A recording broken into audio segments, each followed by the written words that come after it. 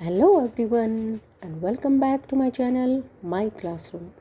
मैं हूं आपकी टीचर उर्वशी और यहाँ हम पढ़ रहे हैं 7th स्टैंडर्ड की सुरभि बुक। जैसे कि आप वो देख ही रहे हैं इस वीडियो में, तो ये है हमारी 7th स्टैंडर्ड की सुरभि बुक।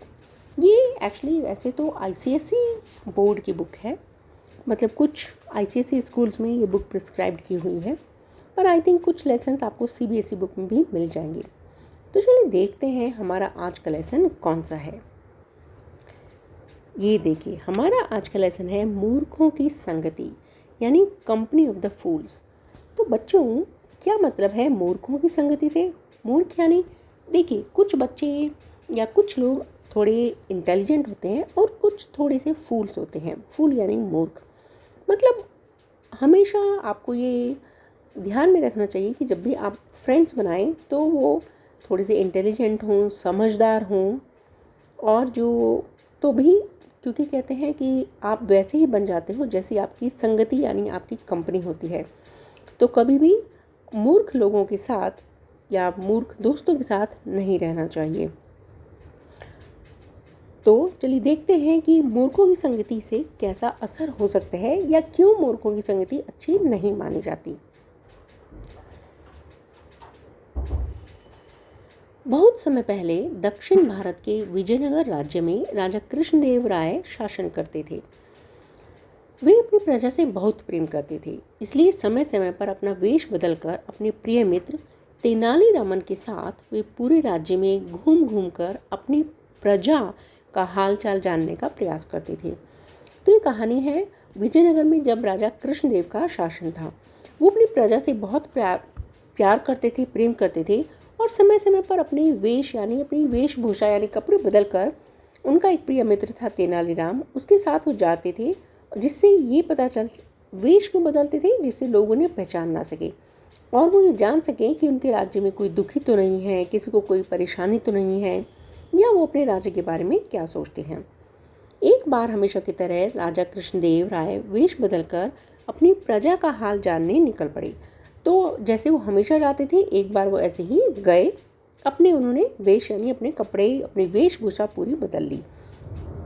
परंतु इस बार वे तेनालीराम के स्थान पर अपने साथ दो अन्य दरबारियों को ले गए। परंतु इस बार उन्होंने सोचा कि मैं तेनालीराम को नहीं ले जाता हूँ और दो बाकी दरबारियों को लेकर जाता हूँ। राज्य में घूमते घूमते वे एक गाँव में पहुँचे। उन्होंने देखा कि खेत के पास बनी झोंपड़ी के बाहर कुछ किसान बैठकर बातें कर रहे थे। अब वो घूमते घूमते गांव में गए तो वहाँ देखा कि एक खेत के पास कुछ लोग, एक झोंपड़ी बनी हुई है, वहाँ कुछ किसान बैठे हैं और बातें कर रहे हैं। राजा कृष्णदेव राय के पास गए और उन्होंने पूछा, क्यों भाई, आपको किसी प्रकार का कष्ट तो नहीं? अब राजा कृष्णदेव तो यही जानने के लिए निकलते थे कि उनकी प्रजा को किसी चीज़ का कष्ट तो नहीं है। तो उन्होंने भी उनसे भी वही जाकर यही पूछ लिया, आपको अपने राज्य से कोई शिकायत तो नहीं? साथ में राजा कृष्णदेव ये जानने की भी कोशिश करते थे कि उन्हें अपने राजा से तो कोई शिकायत नहीं है जिससे वो उसे दूर कर।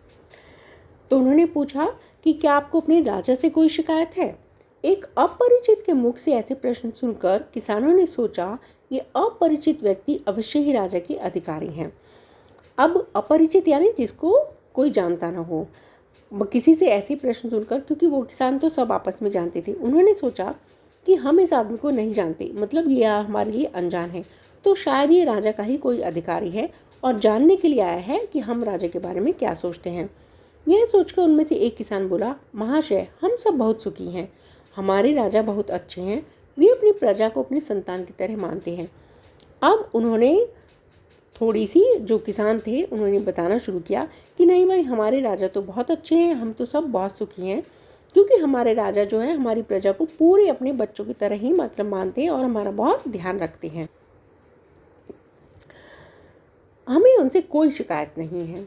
यह सुनकर कृष्णदेव राय बहुत प्रसन्न हुए। अब जब राजा ने ये सुना कि उनकी प्रजा उनके बारे में क्या सोचती है और उन्हें उनसे कोई शिकायत भी नहीं है, तो वो बहुत खुश हुए। उन्होंने दोबारा पूछा, पुनः मतलब दोबारा, इस गांव के लोगों की अपने राजा के प्रति क्या धारणा है? मतलब ये इस गांव के जो लोग हैं वो अपने राजा के बारे में क्या सोचते हैं? राजा का प्रश्न सुनकर एक बूढ़ा किसान उठा और पास के खेत से एक गन्ना तोड़कर ले आया। राजा को गन्ना दिखाते हुए किसान बोला, महोदय, हमारे राजा बिल्कुल इस गन्ने की तरह हैं। किसान की बात सुनकर राजा चकित रह गए। अब राजा का प्रश्न सुनकर राजा ने जब पूछा कि भाई और गांव के लोग क्या सोचते हैं राजा के बारे में, तो एक बूढ़ा किसान उठा, उसने एक पास के खेत से गन्ना तोड़ा और राजा को दिखाते हुए बोला कि भाई हमारे राजा इस गन्ने की तरह हैं। अब राजा चकित रह गए, नहीं, राजा को समझ में नहीं आया। उन्हें समझ में नहीं आया कि किसान उनकी तुलना गन्ने से क्यों कर रहा है।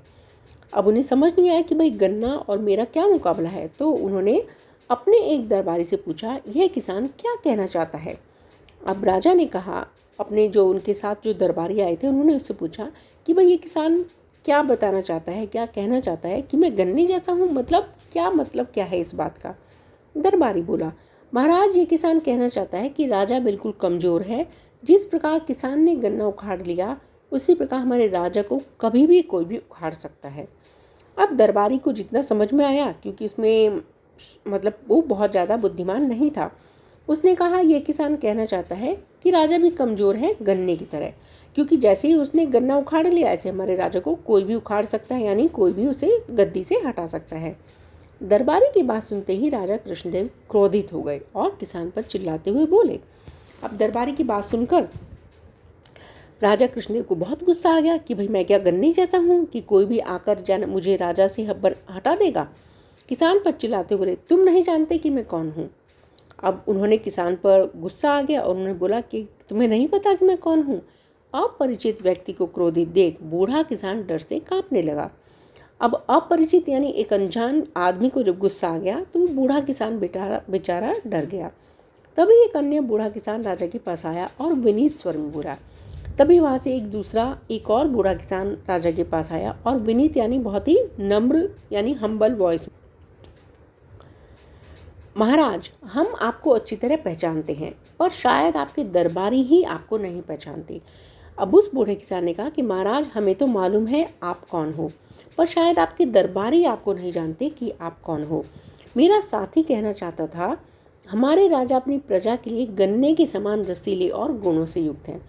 तो उसने कहा कि मेरा जो साथी, मतलब ये जो बूढ़ा किसान जिसने बताया कि आप गन्ने की तरह हो, उसके कहने का मतलब था कि आप गन्ने के समान, क्योंकि गन्ना जैसा रसीला होता है, उसमें बहुत रस होता है, बहुत गुण होते हैं, यानी बहुत मीठा होता है, परंतु अपने शत्रुओं के लिए वे अत्यंत कठोर है। परंतु उनके जो शत्रु हैं वो उसके लिए बहुत, क्योंकि गन्ना बाहर से बहुत कठोर होता है, कड़क होता है, और अंदर से उसमें बहुत रस और जूस और मीठा होता है। तो इतना कहते ही उस बूढ़े किसान ने अपने चेहरे से नकली दाढ़ी मूंछ उतार कर फेंक दिए। अब क्योंकि तो हम राजा की तुलना गन्ने से इसलिए कर रहे हैं कि हमारा राजा भी अपने शत्रुओं के लिए, यानी जो अगर कोई हमला करेगा तो उसके लिए बहुत कठोर हैं और अपनी प्रजा के लिए वो कुछ भी करेंगे, और बट अपनी प्रजा के लिए वो गन्ने के समान है, मतलब रस से भरे हुए और गुणों से भरे हुए हैं। राजा कृष्णदेव, अब जब उसने बूढ़े किसान ने अपने चेहरे से नकली दाढ़ी मूंछ उतार कर फेंक दिए, राजा कृष्णदेव राय उस बूढ़े को देखकर दंग रह गए। अब राजा कृष्णदेव उस बूढ़े दंग रह गए, मतलब आश्चर्यचकित रह गए, क्योंकि वे कोई और नहीं बल्कि तेनालीरामन थे। अब ये जो बूढ़ा किसान था वो कौन था? तेनालीरामन। तेनालीरामन को देखते ही दरबारी चिढ़कर बोला, तेनालीरामन, तुम हमारे पीछे पीछे यहाँ भी आ गए। अब जो बाकी दरबारी थे वो तेनालीरामन से चिढ़ते थे, क्योंकि तेनालीराम बहुत ही बुद्धिमान व्यक्ति थे। तो अब उन्होंने दरबारियों ने कहा कि भाई तुम हमारे पीछे पीछे यहाँ भी आ गए, तुम्हें तो राजा अपने साथ लेकर नहीं आया था। तो तेनालीरामन ने कहा, यदि मैं यहाँ ना आता तो तुम इन भोले भाले किसानों के प्राण संकट में डाल देते।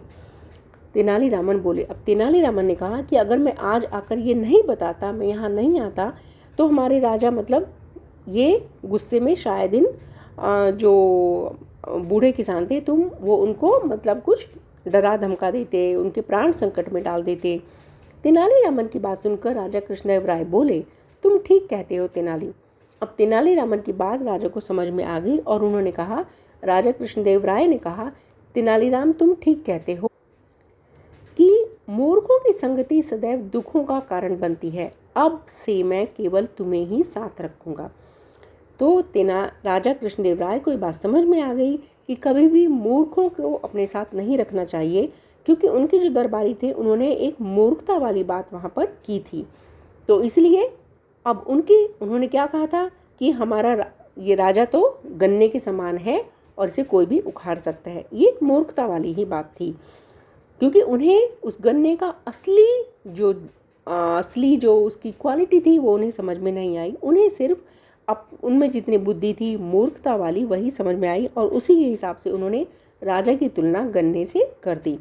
और जब राजा गन्ने से कर दी और उसको एक मतलब अच्छी बात ना कहकर राजा को इस तरह से पेश किया कि राजा खराब है, तो राजा उन जो किसान थे उन पर थोड़ा मतलब अपना गुस्सा निकाल देता, इसलिए तेनालीरामन ने वहाँ कर बचा लिया।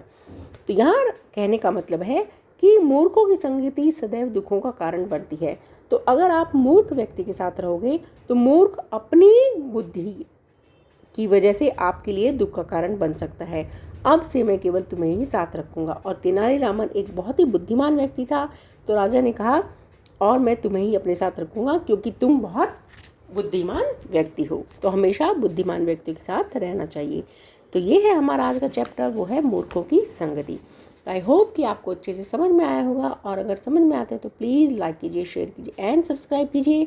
और अगर समझ में नहीं आता है, कुछ और भी समझना है, तो प्लीज़ मुझे कमेंट बॉक्स में लिखिए, हम दोबारा से पढ़ लेंगे। और मेरे साथ पढ़ते रहिए, सीखते रहिए, और चैनल को लाइक और शेयर और सब्सक्राइब करते रहिए। मिलते हैं अगले वीडियो में, तब तक के लिए टेक केयर, बाय बाय।